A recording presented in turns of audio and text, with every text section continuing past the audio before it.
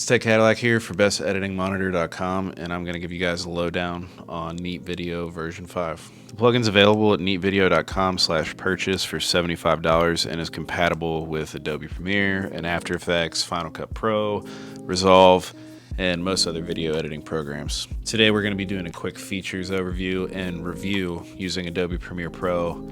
This is some footage that I shot in a really low light club environment with iPhone 12. So it's got a lot of noise and it needs a lot of work. I actually have been using Neat Video since 2013 when I worked with touring artists. So I was in a lot of situations that were low light or outside at night and often without a light source. When you run into these situations without a light source, sometimes the only thing you can do is bump up your ISO or your gain level. And when you bump up the ISO or your gain level, you get the noise and the grain, color banding, and other issues. Neat Video version 5 provides an extremely user-friendly and speedy way to save your footage while still maintaining good clarity and detail. Installation is easy. Just install the DMG, and next time you open Premiere, it'll be in your video effects dropdown. Drag the Neat Video filter onto the clip that you're going to use. I'm going to use this one right here where I had a light source, but it's still pretty noisy, as you can see. Make sure in your effect controls window, the effect is above Lumetri Color or other effects you may have. It's a temporal effect, and long story short, rendering that will either crash Premiere or at the bare minimum slow it down to a standstill. Now I'm going to choose a frame with an area that has a lot of noise and is also featureless. Then I go over here, click the prepare option underneath your reduce noise plugin.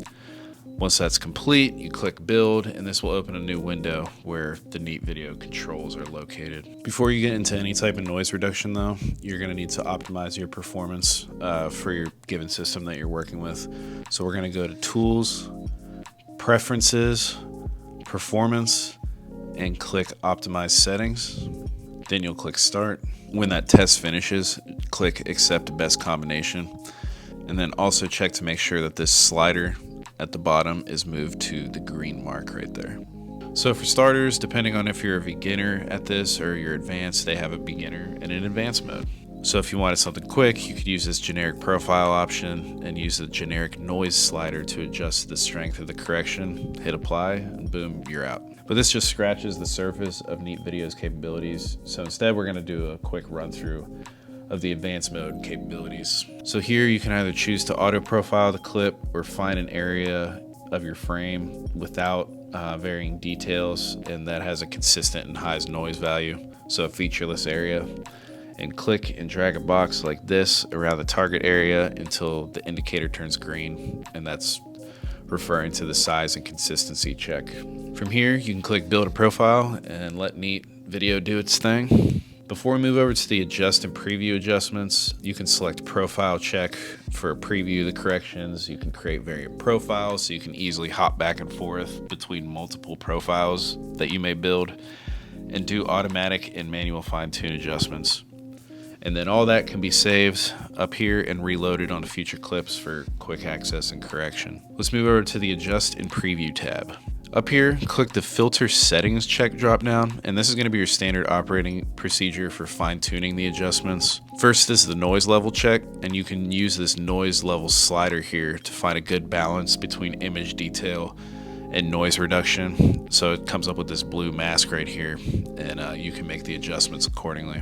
Local flicker check is more of a concern generally when you're shooting film, but click play all and it'll show with the blue mask the gray areas, and that's where the local flicker is, and you can use the slider accordingly to cover that.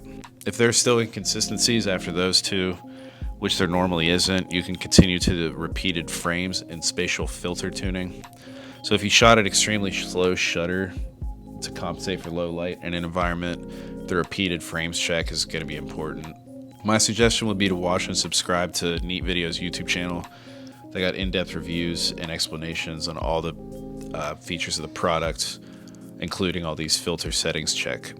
Again, your filter settings can be saved in this window for quick access and correction. Once this is all wrapped up and you're happy with your results, hit apply and render your clip for playback on the Premiere timeline. Let's give it a whirl on this segment I have right here and see how Neat Video does.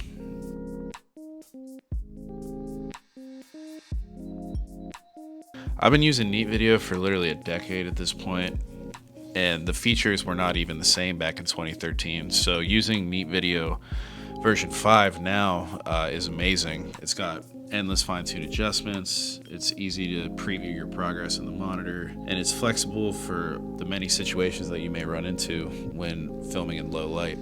So I'm super excited to continue using it moving forward in my low light situations.